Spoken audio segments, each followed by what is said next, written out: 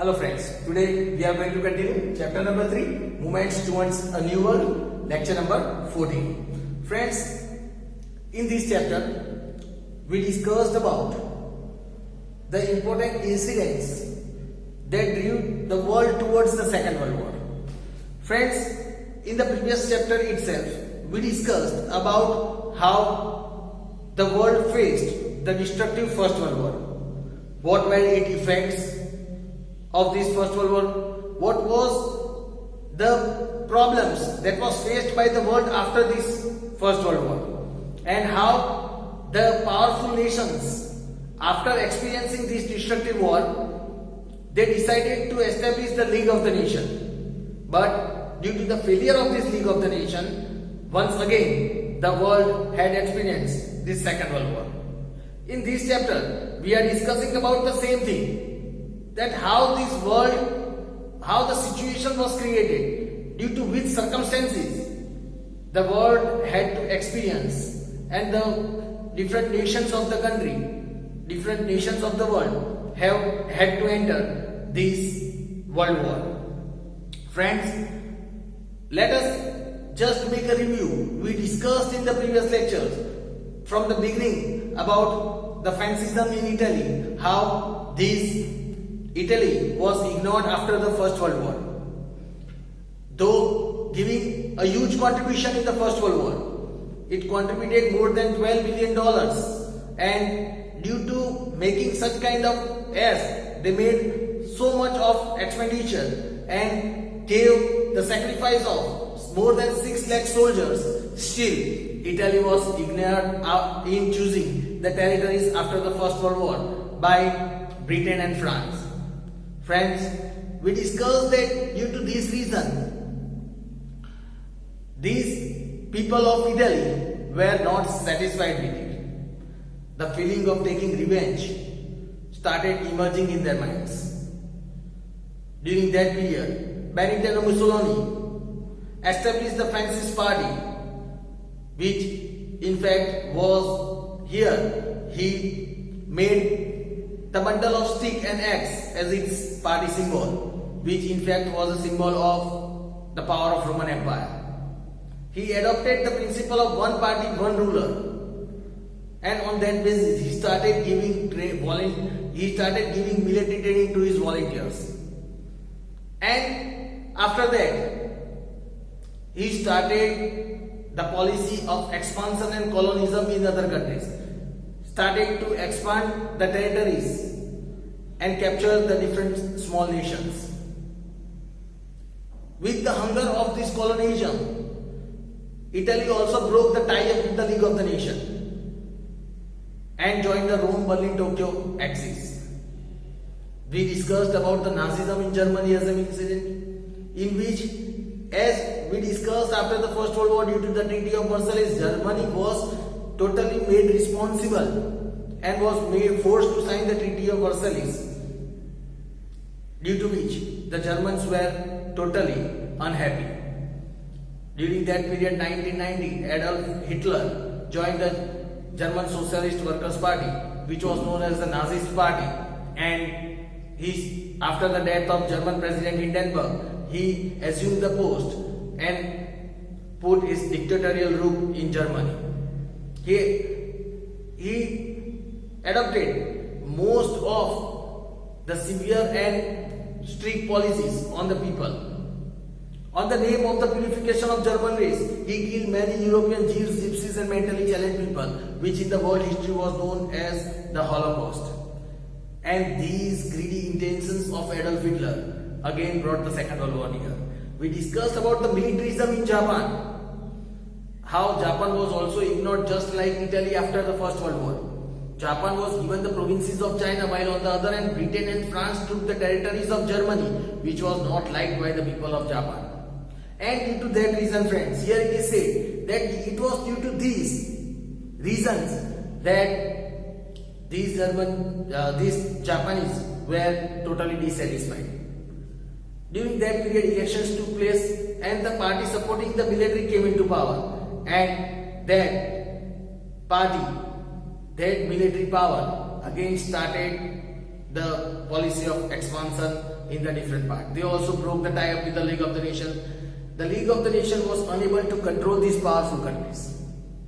Friends, these were some of the incidents that brought these World War near. We also discussed about the certain factors that were responsible, like the fierce nationalism in Germany, Italy and Japan, in which they had love for their own country and hatred for the other country, as they were totally dissatisfied by Britain, France and such countries. Friends, we discussed about the groupism as an important feature. Then we discussed about several factors that were responsible to bring this Second World War very near. Friends, we discussed in the events of the Second World War that what happened during the Second World War.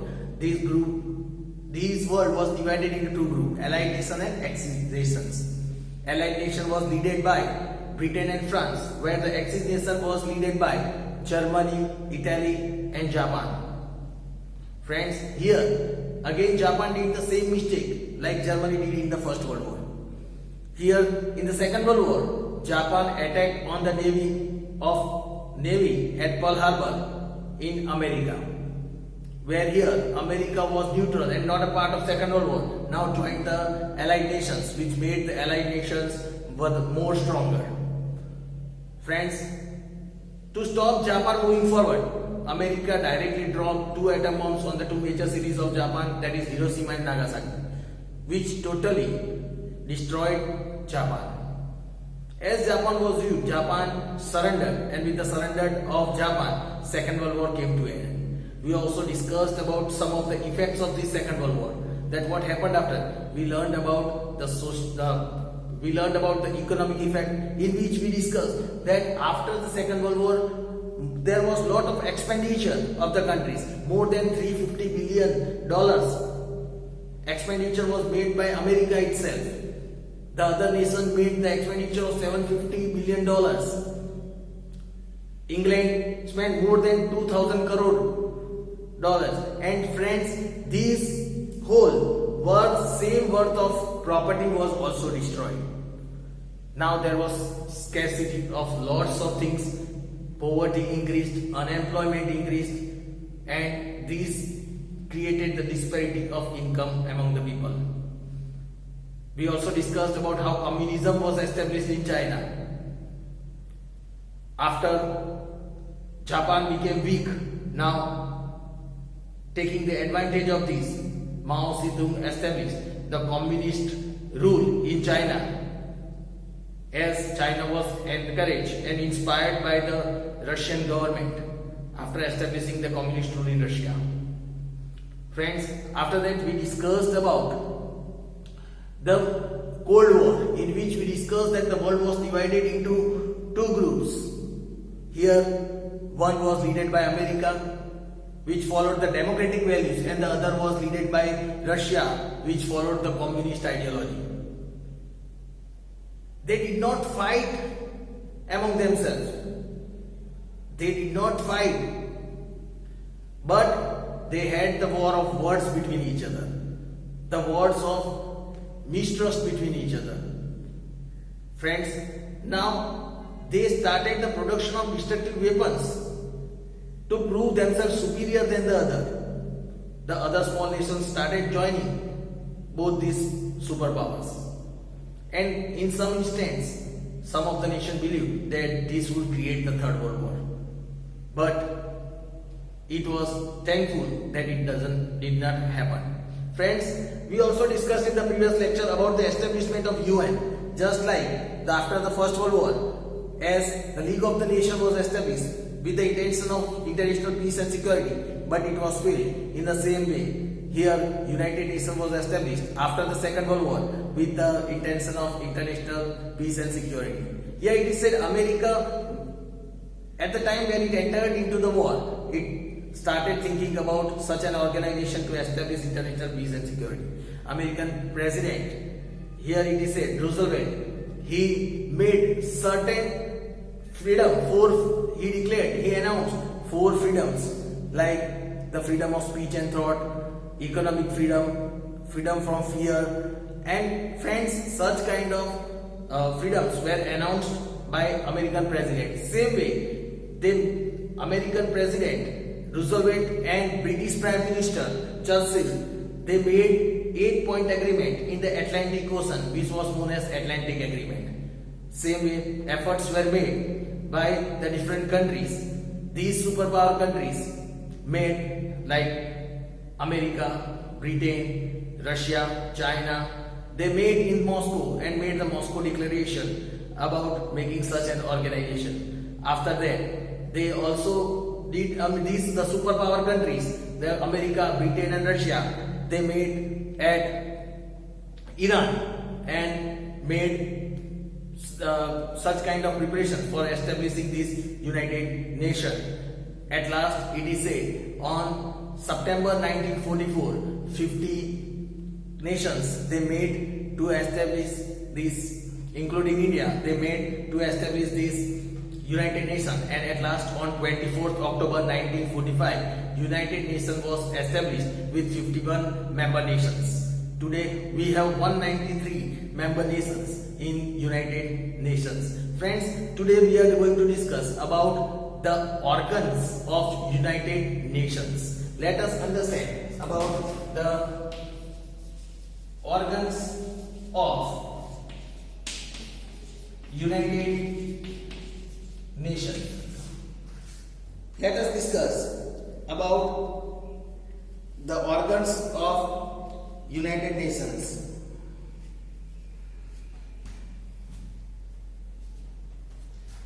Friends, here it is said there are 6 organs of UN. There are 6 organs of UN. Namely, first,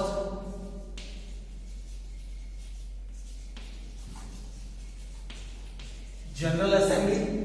First one is General Assembly. Second is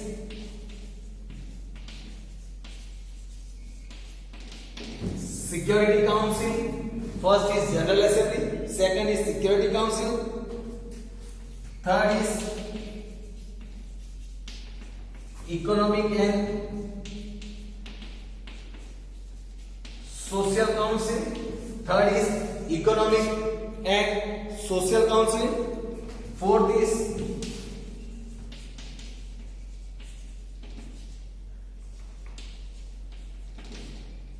Trusteeship Council. Fourth one is Trusteeship Council. Fifth one is International Court of Justice. And the sixth one is Secretariat.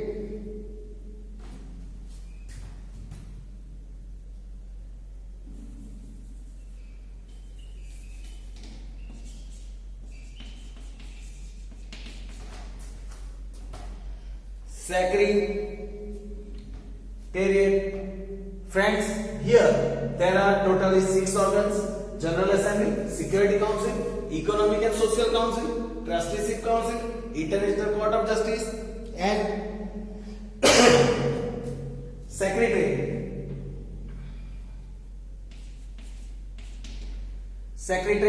So friends, here we have understood about the 6 organs of UN, namely General Assembly, Security Council, Economic and Social Council, Trusteeship Council, International Court of Justice, and Secretariat. Here it is said, now let us, here it is said that the international, if we talk about the International Court of Justice is located, the International Court of Justice is located at Hague in Netherlands. The International Court of Justice is located at Hague in Netherlands.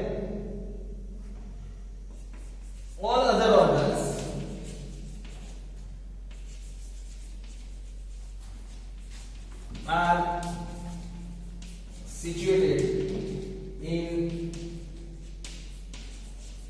New York, that is in America. Friends, here it is said only International Court of Justice is located at Hague, that is in Netherlands, while all other organs except International Court of Justice, all other organs, they are situated at New York in America. Now let us understand one by one about these different organs of UN. Let us start with the General Assembly. Friends, let us start with General Assembly.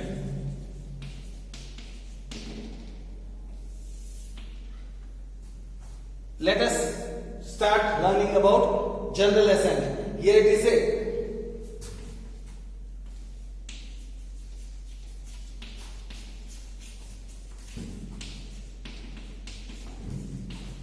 General Assembly is the biggest organ of UN. General Assembly is the biggest organ of the UN.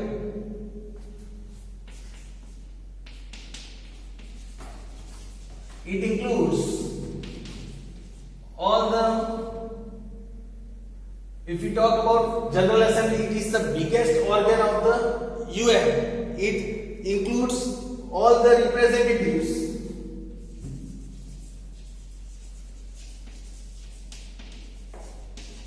of the member nations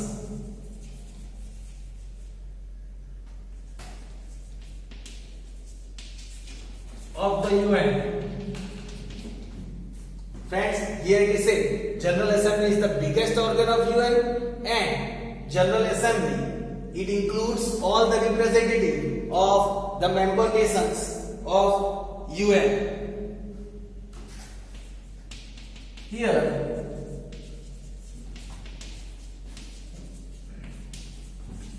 every nation can send maximum 5 members. Every nation can send maximum 5 members, or we can say representative as well, 5 members, or representatives. Every nation can send maximum 5 members or representatives to General Assembly.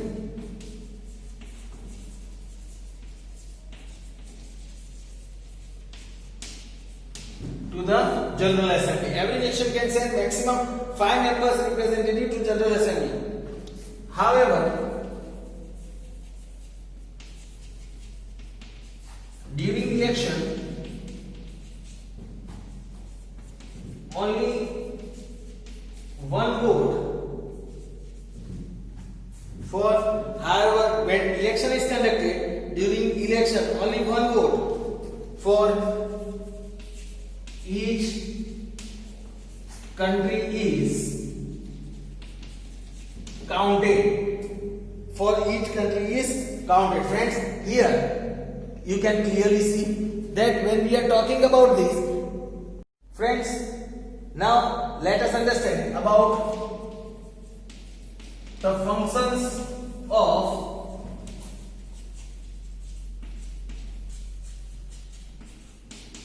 General Assembly. Now let us understand the functions of General Assembly. Here it is said it can discuss, give advice. Here it can discuss, give advice, suggest, or it can give advice, suggest, or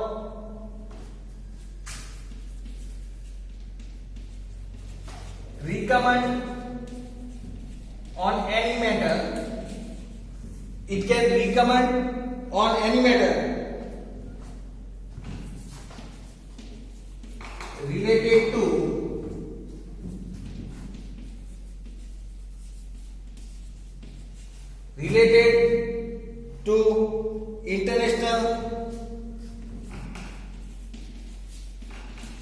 relations and disputes. Friends, here it is said that first work of this General Assembly is it can discuss, it can give advice, suggest or recommendation on any matter that is related to international relation or international disputes between any countries. So this was the first function. Then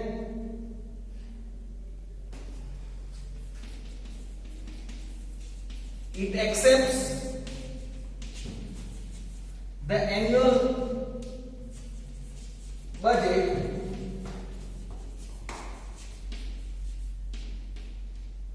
presented. It accepts the annual budget presented by the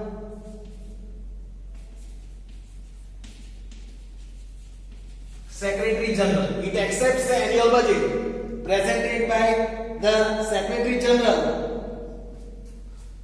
and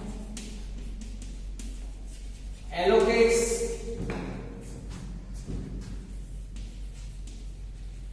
the expenses and also allocates the expenses to various organs. Friends, here it is said the second function is it General Assembly accepts the annual budget that is presented by Secretary General, who is considered the head of this UN. It accepts the annual budget presented by Secretary General and this General Assembly. It allocates the expenses to the various organs. All the expenses are allocated by General Assembly to various organs of UN. It attempts to find the solution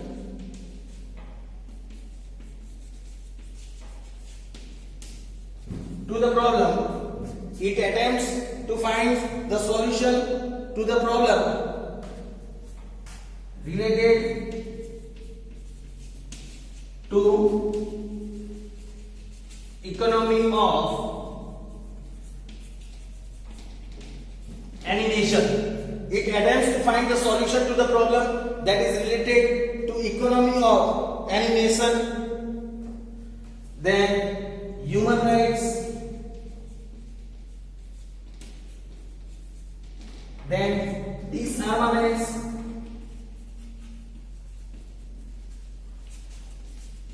Disarmament means the non-use of weapons or other similar international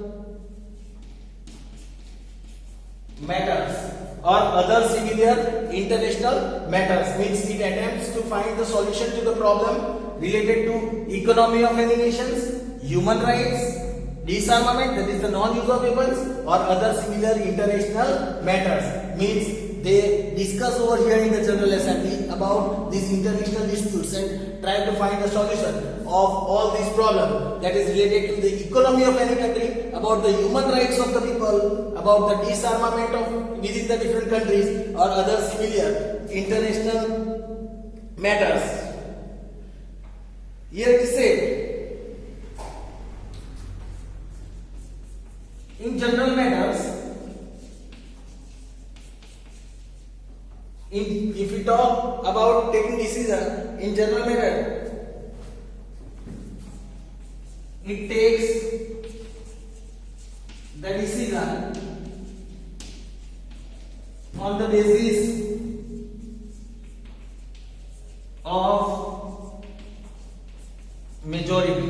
It takes the decision on the basis of majority. So on the basis of majority, General Assembly takes the decision related to all these disputes or any problems or any planning. So friends, here we discussed about General Assembly today, how this General Assembly works and the functions of General Assembly. So today we discussed that this General Assembly is the assembly in which all the member nations of different countries are present.